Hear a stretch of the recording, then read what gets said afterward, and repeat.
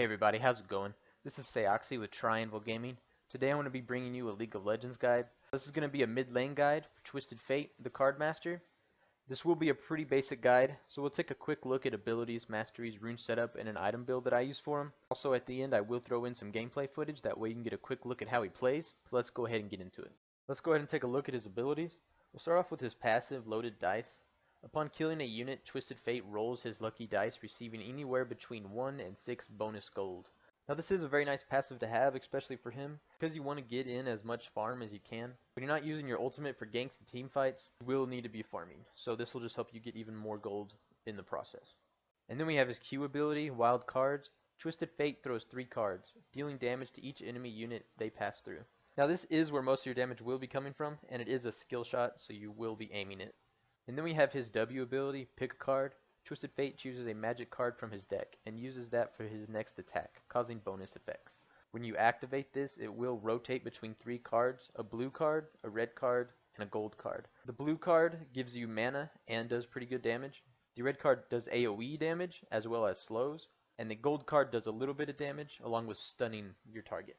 Now in the early game, what some people don't know is before you start leveling up your W ability, your red card slow may be more effective than the stun.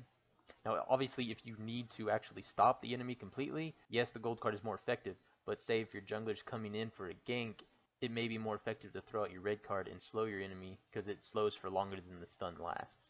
Also, it is very easy to run out of mana with Twisted Fate.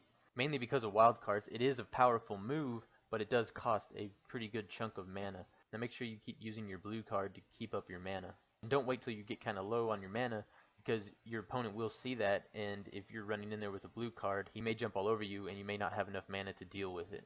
Also, it is good to keep your opponent guessing. All your opponents will most likely be afraid of your gold card, so it's good to activate your ability, allow it to keep rotating and move towards the minion pack or your enemy, whichever, and then at the last second decide your card, whether it's a blue card or a red card, or if you actually decide to go in on your opponent by choosing the gold card. And then there's his E ability, Stacked Deck. Every 4 attacks, Twisted Fate deals bonus damage. In addition, his attack speed is increased. Now this is a passive, you don't really have to worry about it. As you can see on the little video screen thing, when your next attack is going to do that bonus damage, you will have those cards rotating around you. Now if you are going to do a little bit of poke and you want to maximize your poke damage, you may go ahead and wait until this is ready. That way when you hit your opponent, you'll do that extra damage along with whichever card you pick, and then you can throw in wild cards and do a pretty good amount of damage. And then there's his ultimate, Destiny. Twisted Fate predicts the fortune of his foes, revealing all enemy champions and enabling the use of Gate, which teleports Twisted Fate to any target location in 1.5 seconds.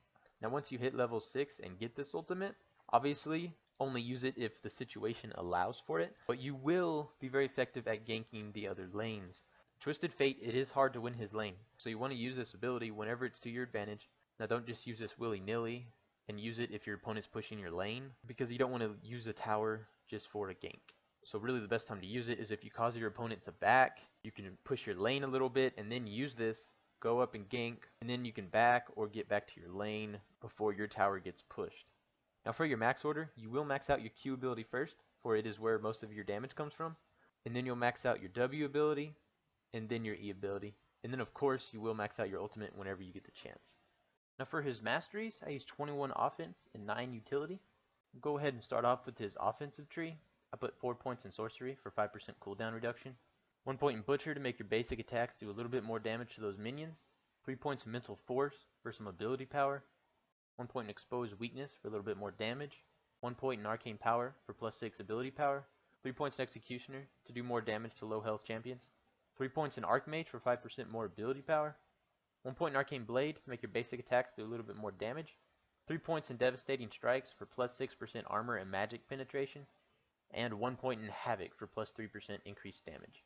And then for the utility tree, I put 1 point in phase walker for 1 second reduction in recall time, 3 points in meditation for some mana regain, 3 points in summoner insight for some cooldown reduction, 1 point in alchemist to increase the duration of potion and elixirs by 10%, and 1 point in runic affinity just to make those buffs last longer. Now let's go ahead and take a look at his rune setup. For quintessences, I use plus 1.5% movement speed just to make up for his lack of mobility. Another option that you can use is just the flat plus 4.95 ability power. For marks, I use plus 0.87 magic penetration. For the seals, I use plus 1.33 health per level. Another option you can use is just a flat plus 1 armor. But I like to use the health just because, like I said, it is really easy to kill him. And then for glyphs, I use plus 1.6 magic resist per level. Once again, I'm using magic resist just for a little bit more survivability. But another option you can go is with the scaling AP or the flat AP. Now let's go ahead and take a look at the item build that I use. Now I'm going to go ahead and start off by saying that Twisted Fate is extremely squishy. It's very easy to kill him. So in team fights you will be standing as far back as you can using your wild cards, and then you will be weaving in and out of the fight using your gold cards and stuff like that. So with that being said, for your starting items, depending on the situation, if you're going against someone with skill shots and you need a little extra help dodging them, you'll go ahead and start off with Boots of Speed. If you feel like it's a fairly balanced matchup, you'll go ahead and start off with Thorin's Ring. Gives you a little bit of everything you need in the beginning: health, ability power, mana regain. If you're going against an AD, you may want to go ahead and start with Cloth Armor, and then you will rush Zhonya's Hourglass. And then if you want max sustainability in your lane, you will go ahead and start off with Crystalline Flask. And then for all these, you will get your health potions accordingly. And don't forget your warding totem. Now unless you're going against AD, you will probably start off with Rabadon's Death Cap, get you a good chunk of ability power, and then of course its passive, which even further increases your ability power by 30%. And then there's Lich Bane, which gives you a good chunk of ability power, along with some mana and a little bit of movement speed. And then his passive, which gives you a decent amount of damage for your auto attacks. And then for your boots, I usually go ahead and upgrade to Sorcerer's Shoes for some magic penetration. But of course you can use others depending on the situation. You may need a little bit of magic resist or armor. And then Zhonya's Hourglass gives you a nice chunk of ability power along with some armor. And it's active stasis, which makes you invulnerable for 2.5 seconds. It really helps that if you are weaving in and out and you do get caught, you can go ahead and use this and not get burned down so quickly. And then for your situational items, if you just want a little bit more survivability, you can go ahead and go with Relay's Crystal Scepter. It gives you a nice chunk of health along with some ability power. And then it's passive, which also makes your spells slow the enemy. And then if you notice your opponents are stacking a bunch of magic resist, you can go ahead and get Void Staff. It gives you a nice chunk of ability power, but also it's passive, which magic damage ignores 35% of the target's magic resist.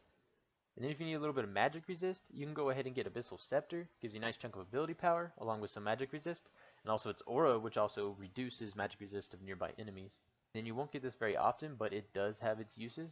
But there's Guardian Angel, which gives you some armor and some magic resist. And then it's passive, which upon taking lethal damage restores 30% of maximum health and mana over 4 seconds. So pretty much when you die, in 4 seconds you come back to life with 30% of your health. The only downside is that when you die, usually it's because things aren't going your way, so by the time you come back to life, you're most likely going to be surrounded by enemies anyways, and then you'll die for real this time. Then there's Banshee's Veil. Gives you a nice chunk of health, along with some magic resist, but also it's passive, which grants a spell shield that blocks the next enemy ability. Now this shield will refresh itself after 25 seconds of not taking damage from enemy champions. And there's other passive, which grants 45 health regain per 5 for up to 10 seconds after taking damage from an enemy champion or when the spell shield breaks. And then another good damage item is Deathfire Grasp. Gives you a really good chunk of ability power along with some cooldown reduction. And then it's active, which deals 15% of target champion's maximum health and magic damage and increases all subsequent magic damage taken by the target by 20% for 4 seconds.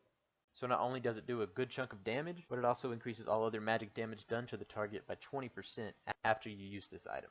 So now I got some gameplay footage set up for y'all to watch. This is mainly just so y'all can get a quick look at how he plays and how his abilities work. Hope you enjoy.